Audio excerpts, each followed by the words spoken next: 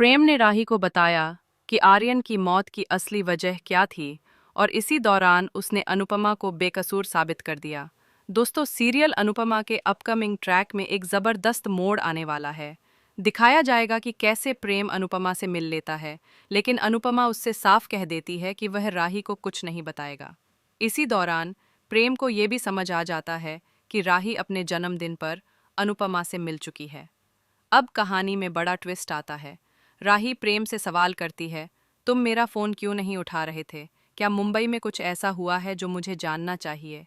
इस पर प्रेम कहता है, हमारे बिजनेस एसोसिएट के घर का खाना बिल्कुल वैसा था जैसा मम्मी बनाती हैं।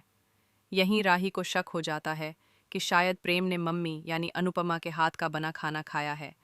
इसके बाद राही प्रेम से सच पूछती है और कहती है, तुम्हें मेरी कसम है, बताओ, क्या तुम वहाँ किसी से मिले थे? लेकिन प्रेम को याद आता है कि वह अनुपमा की कसम खा चुका है, इसलिए वह कुछ नहीं कहता। वह सिर्फ इतना कहता है, कसम मत दिलाओ, मैं बहुत टेस्टी खाना खाकर आया हूँ। फिर प्रेम कहता है, अगर तुम्हें आज भी लगता है कि आर्यन की मौत मम्मी की वजह से हुई है, तो ये बिल्कुल गलत है। जब आर्यन को अस्पताल ले जाया गया था, तो मैं ही उसे लेकर गया था।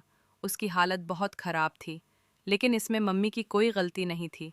मम्मी ने तो सिर्फ आर्यन को एक दिन दिया था सबको बताने के लिए। इसमें उनकी कोई गलती नहीं थी। इसके बाद प्रेम आर्यन का आखिरी लेटर राही को दिखाता है, जिसमें साफ लिखा होता है कि वह अपनी बुरी आदतें छोड़ नहीं पा रहा है और आखिरी बार नशा करना चाहता है।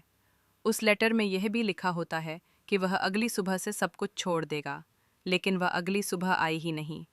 कहानी में जबरदस्त मोड़ तब आता है जब प्रेम राही से कहता है, घर वाले तो मम्मी को गलत समझते हैं क्योंकि उनका मम्मी से कोई इमोशनल रिश्ता नहीं है, लेकिन तुम तो उनकी बेटी हो, तुम कैसे उन्हें गलत समझ सकती हो?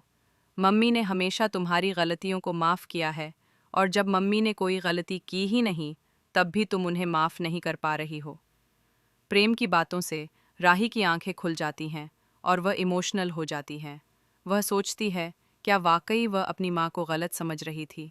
इसी इमोशनल मोड़ पर राही एक बड़ा फैसला लेती है। वह मुंबई जाकर प्रोफेशनल डांस सीखेगी